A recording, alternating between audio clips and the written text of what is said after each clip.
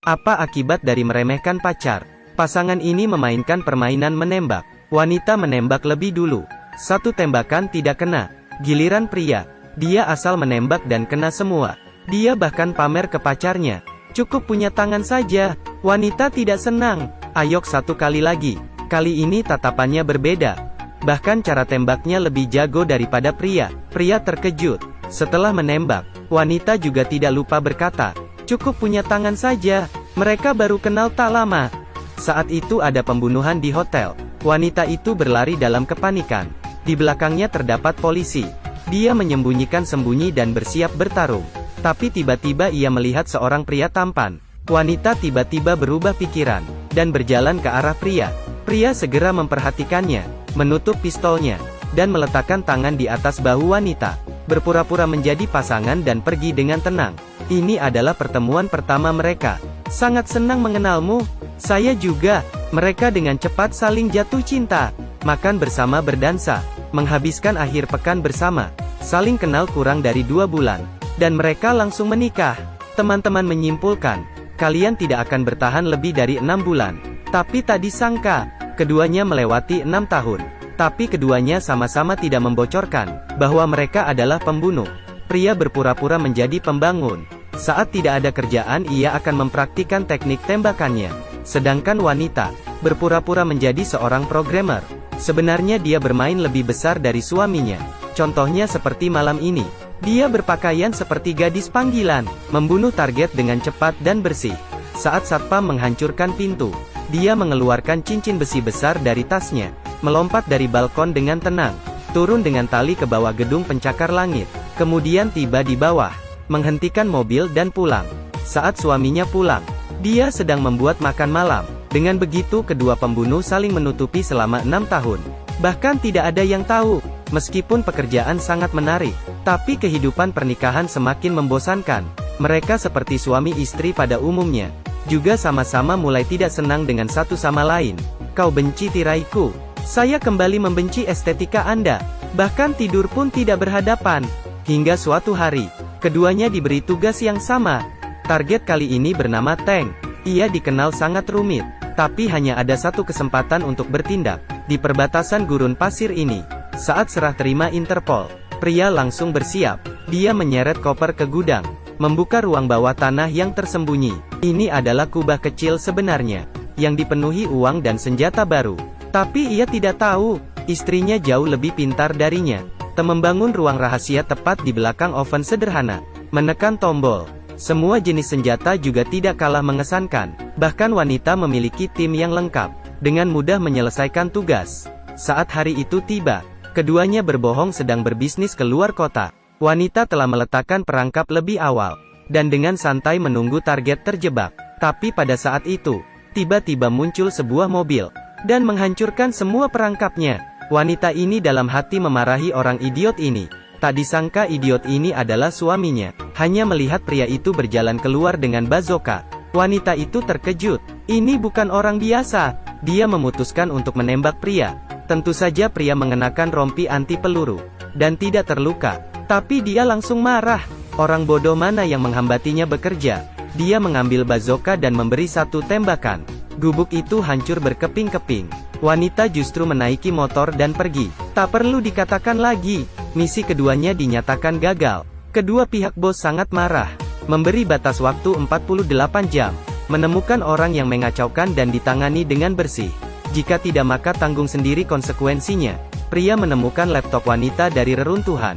Menyerahkan ke ahli teknologi perusahaan. Dan menemukan alamat pengirimannya seperti tidak asing. Dia pergi ke sana sendiri untuk melihat. Ternyata penerima adalah istrinya sendiri. Sedangkan di waktu yang sama, wanita melihat dari kamera pengawas. Dan mengenali suaminya. Suamimu menelepon. Dia bertanya makan jam berapa. Beritahu dia jam 7.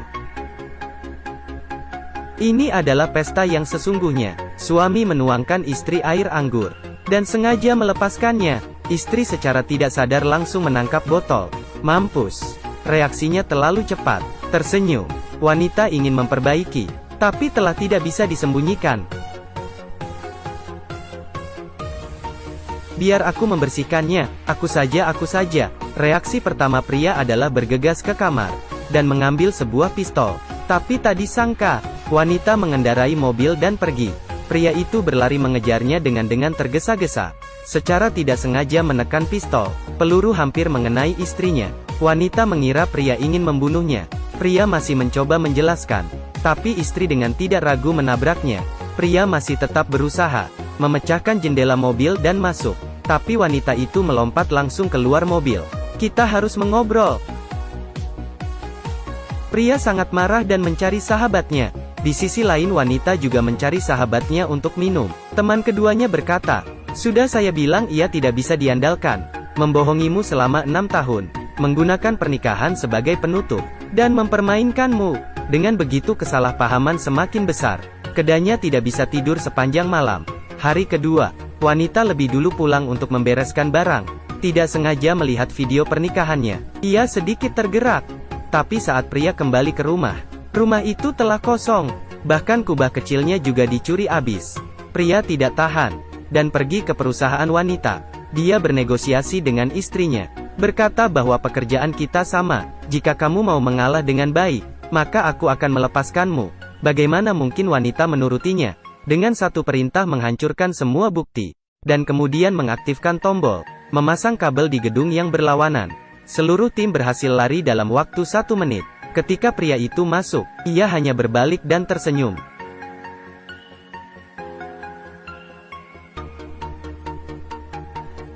Penakut. Pengecut. Ini tidak seperti pertarungan pembunuh. Ini lebih seperti perkelahian pasangan. Ronde pertama wanita menang. Tak lama kemudian, pria sekali lagi mencari wanita. Namun kali ini dia belum sempat bertemu, dan dijebak di lift oleh wanita. Persyaratan wanita sama seperti pria, entah mengakui kekalahan atau mati. Pria berpikir, dengan percaya diri memilih pilihan terakhir. Wanita sedikit kaget. "Kamu kira saya tidak berani membunuhmu? Saya tahu kamu tidak akan." Baik. 54. Apakah kamu punya kata-kata terakhir? Tirai baru terlalu jelek. By John. Wanita menekan tombol. Lift jatuh dalam sekejap. Sinyal di layar juga menghilang. Lift yang jatuh meledak di lantai dasar. Wanita bergegas keluar dengan tak percaya, melihat kekacauan. Dia sedikit tidak percaya bahwa suaminya telah mati. Malam hari, dia datang ke restoran tempat pria melamar. Tidak bisa menahan tangis. Sedangkan waktu ini, pria muncul secara ajaib. Dia lembut seperti biasanya, tapi kali ini ia datang untuk meminta cerai. Ternyata siang tadi ia bersembunyi di lift lain, selamat dan aman. Tapi melihat istrinya begitu kejam padanya, ini membuat ia terluka. Keduanya berdansa untuk terakhir kali. Pria menyalahkan wanita, menggunakan pernikahan untuk menutupi status pembunuhnya. Wanita sangat sedih, berbalik dan lari ke dalam toilet. Pria tahu ini pasti adalah jebakan lagi. Seperti yang disangka, toilet tiba-tiba meledak. Para tamu melarikan diri berbondong-bondong. Sedangkan wanita telah bercampur dalam kerumunan. Pria mengejar keluar. Wanita itu menghilang. Sedangkan di bajunya terdengar suara bom waktu. Mundur-mundur. Kali ini pria benar-benar kecewa. Dia berjanji dengan wanita, "Mari kita pulang." Untuk membuat semuanya jelas, pertarungan terakhir antara pasangan pembunuh akan dimulai. Pertama adalah pertarungan menembak. Kemudian senjata dingin. Terakhir adalah perkelahian. Akhirnya keduanya hampir kehabisan tenaga. Saat ini wanita melihat pistol. Pria langsung mengerti. Bertahan cukup lama. Pria akhirnya meletakkan pistol. "Saya tidak bisa melakukannya." Saat ini mereka akhirnya mengerti. Meskipun pernikahan memiliki banyak masalah, tapi mereka tetap saling mencintai. Keduanya baikan seperti dulu, dan terus mengobrol sampai subuh. Tapi saat itu pembunuh dari perusahaan telah tiba. Ternyata batas waktu 48 jam telah tiba. Meskipun untuk pembunuh top, perusahaan tidak akan memberi ampun. Sebuah bom dilempar ke ruang bawah tanah. Keduanya akhirnya keluar. Sekelompok pembunuh telah menunggu di luar pintu. Sebelum mereka menembak, Bom telah meledak. Mereka mencari sahabat pria, dan mengetahui kedua perusahaan mereka tidak akan memberi ampun. Jika mereka masih bersama, maka perusahaan tidak akan membiarkan mereka. Satu-satunya cara adalah menangkap target yang lebih berat. Keduanya terpikir tank pada saat yang sama. Saat itu bos kedua perusahaan telah berulang kali memberitahu mereka, jangan membiarkan target ini lolos. Jika mereka bisa menangkapnya kali ini, mungkin saja bisa menebus kesalahannya. Pergerakan secara resmi dimulai. Wanita bertanggung jawab atas pengawasan. Pria bertanggung jawab atas eksekusi. Meskipun ada sedikit liku-liku di tengah, tapi pria itu sangat cerdas. Dan akhirnya tetap memancing keluar tank. Prosesnya lancar dan sedikit tidak wajar. Keduanya membawa ia ke hotel. Pria penasaran anak kecil seperti ini. Kenapa kedua bos menggunakan segala cara untuk mendapatkannya? Anak itu tidak sanggup ditakuti. Dan berkata, saya bukan target tapi kalian. Dua pesaing tinggal di bawah atap yang sama. Ini buruk untuk perusahaan. Ternyata, bahkan tindakan saat itu adalah palsu. Sejak kedua perusahaan menemukan, kedua pembunuh top telah menikah. Kemudian membuat sebuah perangkap. Awalnya mengira dalam tugas saat itu, keduanya akan mati bersama. Tak disangka keduanya tidak hanya tidak mati, justru menemukan ketulusan saat kesulitan. Jadi bagaimana mungkin perusahaan membiarkan mereka? Benar saja terdapat pelacak di sabuk pria itu. Sedangkan di luar jendela, kekuatan besar telah mengelilingi mereka. Tapi perusahaan gagal. Keduanya bersembunyi di selokan. Dan lolos sekali lagi. Tapi apakah mereka harus terus bersembunyi? Kemudian keduanya membuat keputusan besar. Daripada hidup sendiri, mending kita bertarung terakhir kalinya. Gunakan kekuatan untuk menunjukkan tekad untuk bersama pada perusahaan.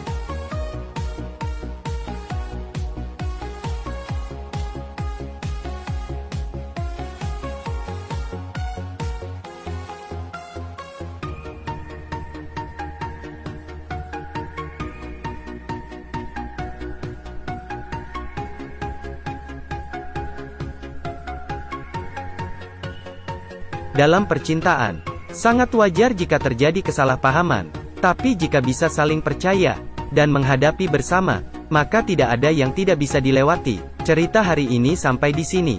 Jika Anda memiliki cerita lain untuk didengarkan, silakan tinggalkan komen di kolom komentar. Jangan lupa like dan follow. Sampai ketemu di video selanjutnya.